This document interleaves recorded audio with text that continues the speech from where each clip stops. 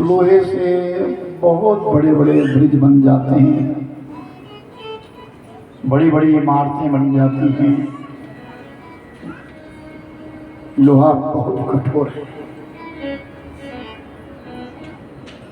तो कोई महापुरुष बैठे हैं और वो कह रहे हैं आपस में, दुनिया में सबसे ताकतवर जो है वो लोहा है।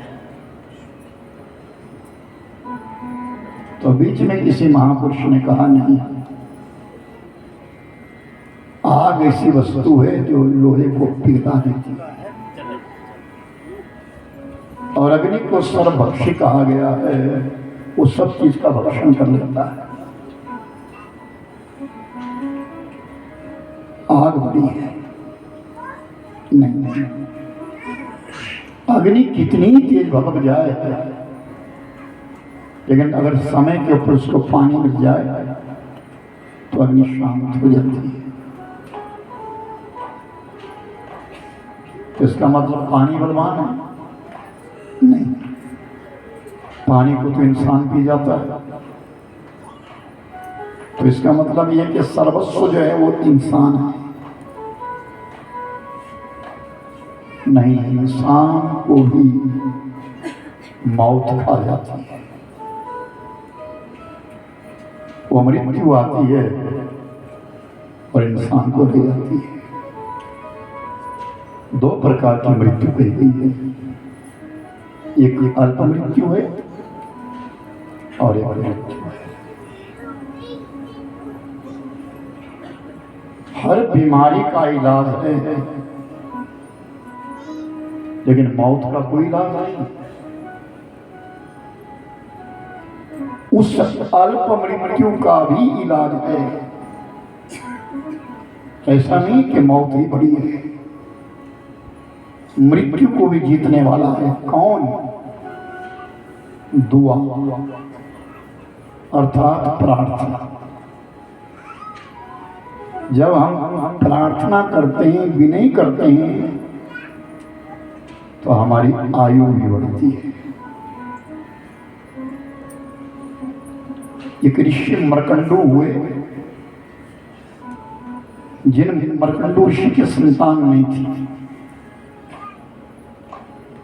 तो उन्होंने बड़ा तप किया, बड़ी साधना करी। तो भगवान ने कहा, संतान तो तुझे दे दूंगा, लेकिन तेरे पुत्र की आयु जो है वो केवल 10 वर्ष होगी। तुलसीराम जी कहाँ देखना? नहीं, उधर मत देखना मेरी। ऋषि मरकंडू के लिए वरदान तो मिल गया कि तुम्हारे पुत्र पैदा हो जाएगा, लेकिन उसकी आयु केवल और केवल 10 वर्ष हो।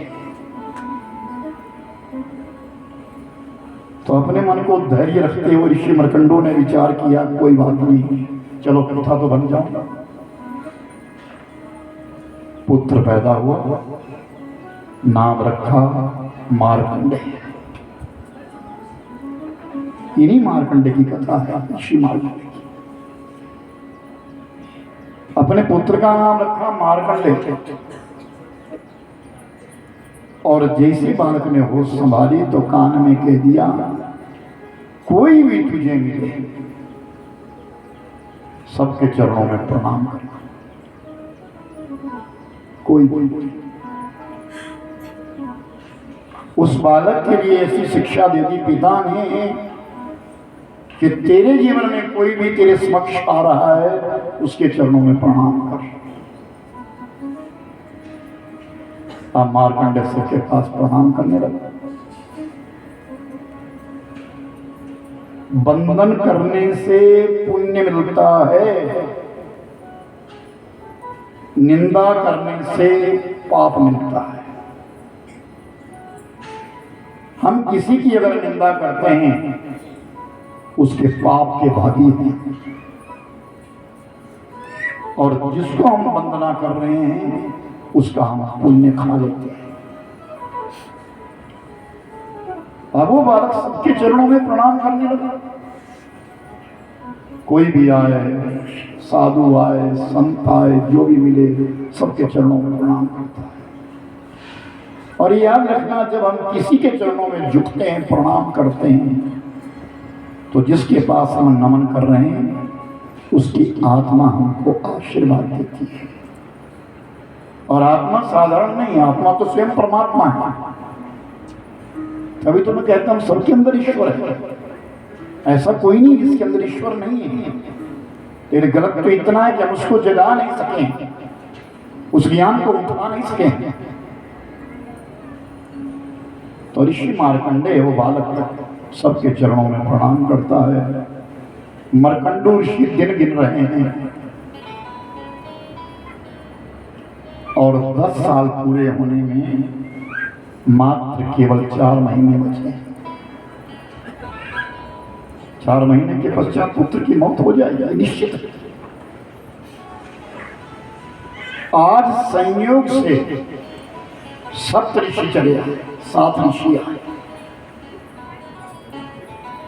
जिन ऋषियों के बीच में दुर्वासा है, विश्वामित्र है, ब्रह्म ऋषि वशिष्ठ जी है, अनेक ऋषि, 7 ऋषि चले आए और उस बालक ने चरणों में प्रणाम कर दिया, दंडवत कर दिया। तो 7 ऋषियों ने आशीर्वाद दिया, जाओ चिरंजीवी भव, चिरंजीवी भव, तुम्हारी बहुत बड़ी आयु, चिरकाल तक तुम जीवित रहो। जब यह आशीर्वाद दिया तो मार्कंड ऋषि सामने आ, मार्कंडू सामने आ गए। मार्कंडू ने कहा, महाराज आप साधु संत है, ऋषि मुनि हैं, अपनी वाणी को मिथ्या मत करना। क्यों, क्या बात? हम आशीर्वाद दे रहे हैं, ये चिरंजीवी होगा तेरा बालक। महाराज मेरे बालक की आयु तो मात्र 4 महीने है, 4 महीने पश्चात इसकी आयु पूर्ण हो जाएगी। जब मार्कंडू ने ऐसा कहा तो सब ऋषि मुनियों ने ध्यान लगा करके देखा कि सचमुच जिस बालक के लिए हमने आशीर्वाद दिया उसकी तो आयु केवल 4 महीने है। तो 7 ऋषि घबरा गए, अब हमारी वाणी मिथ्या हो जाएगी, हम साधु कैसे हैं, हमारी वाणी तो मिथ्या हो जाएगी। तो सब 7 ऋषियों ने ब्रह्मा जी का आह्वान किया। ब्रह्मा ने कहा, मार्कंडे की आयु 10 वर्ष है, समाप्त हो रही है, मैं कुछ नहीं कर सकता।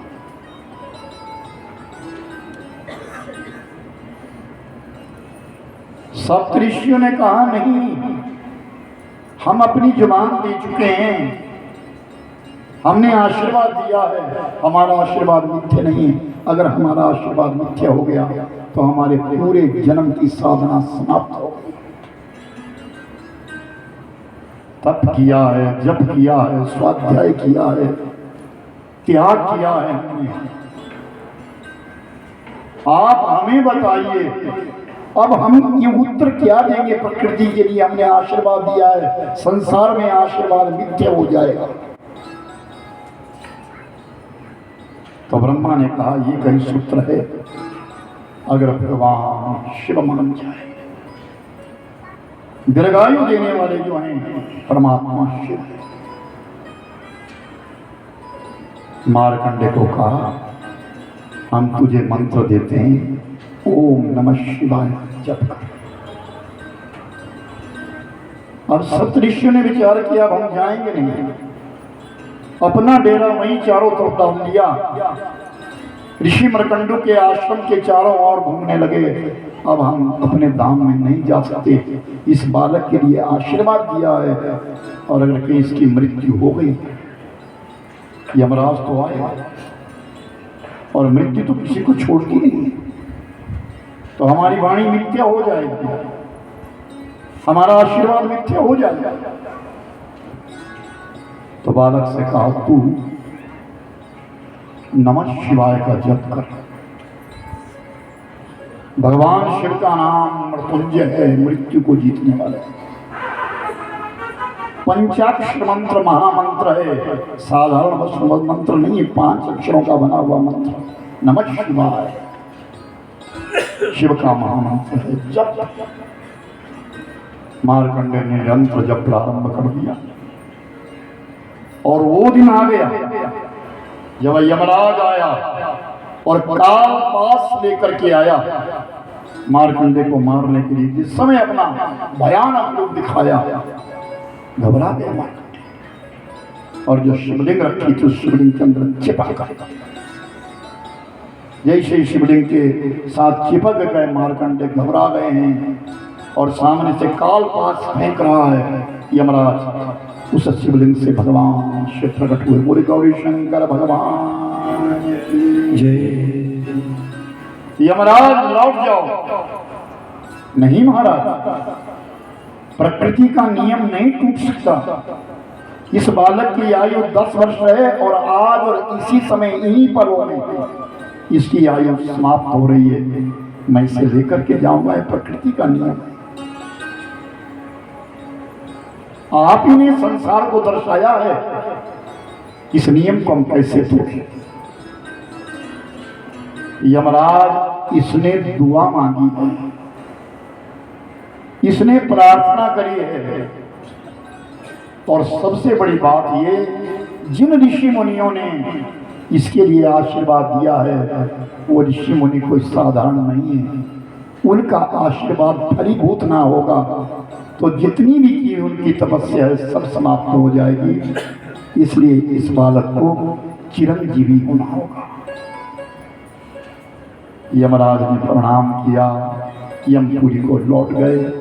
भगवान शिव ने कहा, बालक तुम चिरंजीवी तो होगे, एक समय आएगा तुम साधना करोगे, नर नारायण की साधना करोगे और पूरे कल्प के अंत तक तुम्हारा जीवन बना रहेगा। इसलिए संसार में सबसे बड़ी जो वस्तु है वो दुआ है, प्रार्थना है और हर व्यक्ति को चाहिए प्रार्थना करें। हर व्यक्ति को चाहिए। एक बहुत बड़ा कारखाना है, जैसे आपकी यहाँ फैक्ट्री लगी है, एक यंत्र, छोटा सा यंत्र, उसके ऊपर उंगली रखते ही ये बंद हो जाएगी और उंगली रखते ही चल पड़ेगा एक स्विच के पास। उसी प्रकार पूरे अखिल ब्रह्मांड का नायक वो परम पिता परमात्मा है, वो भी एक मंत्र में समाहित है कि जब कोई साधक मंत्रोच्चारण करता है तो भगवान सुनते हैं। इसीलिए तो कहा कि गुरुमुख से लिया हुआ मंत्र जो है वो सार्थक होता है। मंदिर गांव नहीं है, ऐसा कोई नगर नहीं है, ऐसा कोई देश नहीं है, ऐसा कोई प्रदेश नहीं है जहां मतभेद ना हो, विचार अलग अलग है। मैं 8 महीने बाद फिर आ रहा हूं आपके गांव में, अनाउंसमेंट कर रहा हूं। लेकिन एक प्रार्थना कर रहा हूं, मेरी हर बात पर दृष्टांत है क्योंकि मेरी जिंदगी दृष्टांत स्वरूप है। 2 मित्र थे, बहुत अच्छे मित्र थे, वो कहीं चल पड़े। दोनों मित्र चल पड़े रास्ते में और थोड़ा आगे गए थे, एक मित्र ने दूसरे मित्र के मुख के ऊपर थप्पड़ मार दिया। कुछ बात का बतंगड़ बन गया, वाद विवाद हो गया आपस में, जोर से थप्पड़ मार।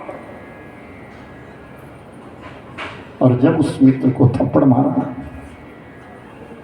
तो उसने नीचे रेत के ऊपर लिखा कि आज मेरे बहुत अच्छे मित्र ने, कान पूरा बंद कर बैठे,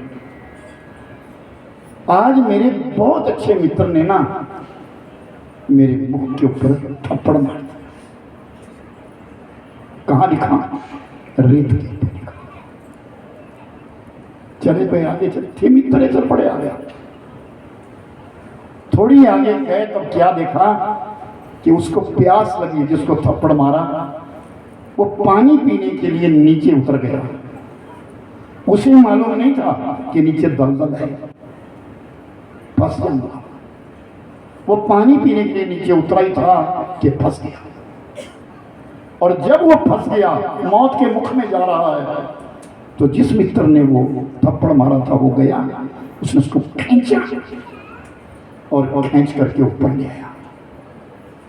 तो जब उसको ऊपर ले आया ना, फिर उसने पत्थर पर लिखा कि आज मेरे प्यारे मित्र ने मुझे मौत के मुख से बाहर लाया।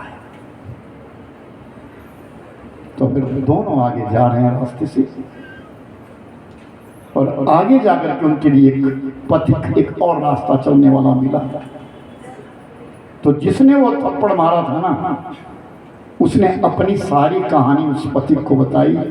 उस पथिक ने पूछा, भाई एक बात बता, जब तेरे को थप्पड़ मारा तो तूने रेत पर लिखा कि मेरे मित्र ने मेरे को थप्पड़ मारा, और जब इसने तुझे बचाया तो तूने लिख दिया पत्थर के ऊपर लिखा कि इसने मुझे बचाया।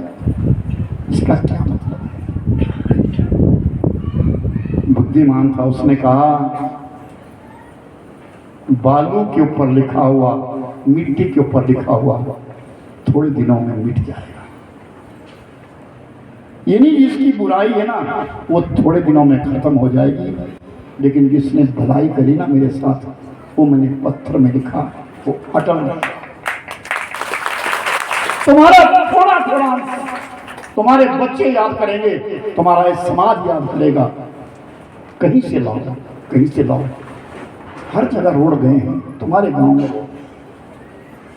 ये बात मेरे साथ एक माली गांव है, राम राम राम सीता राम राम, हरे राम राम राम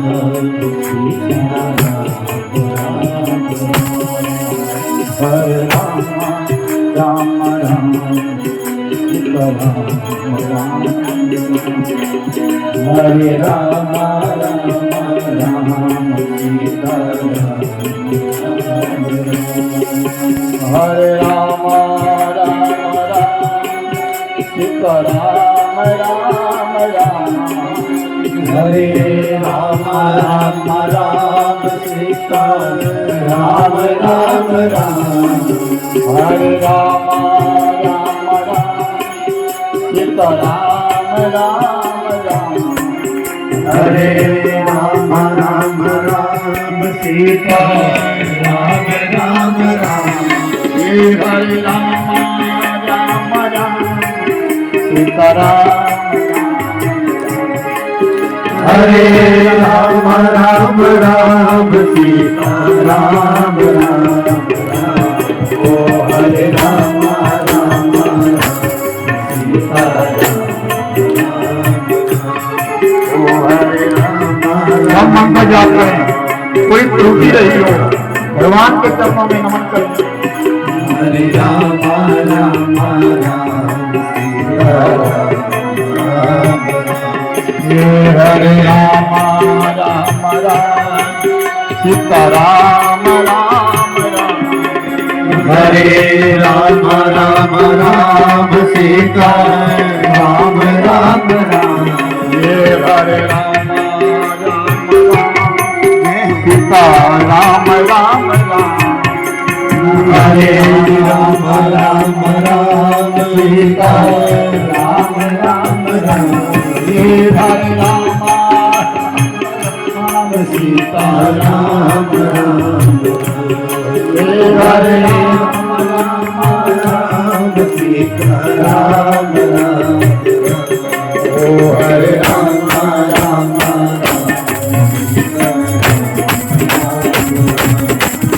हरे राम सीता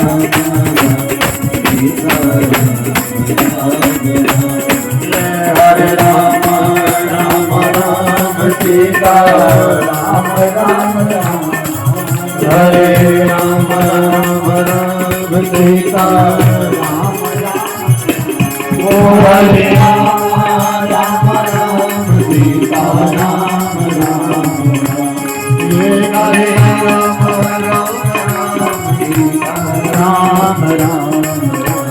ओ हरे राम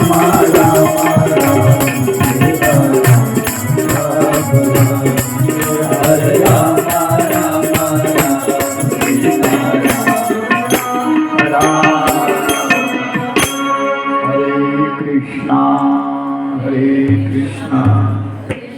कृष्ण कृष्ण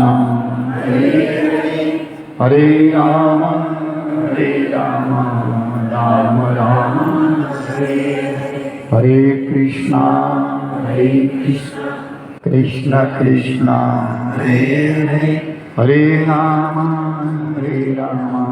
राम राम हरे कृष्ण कृष्ण कृष्ण हरे हरे हरे राम राम राम हरे हरे।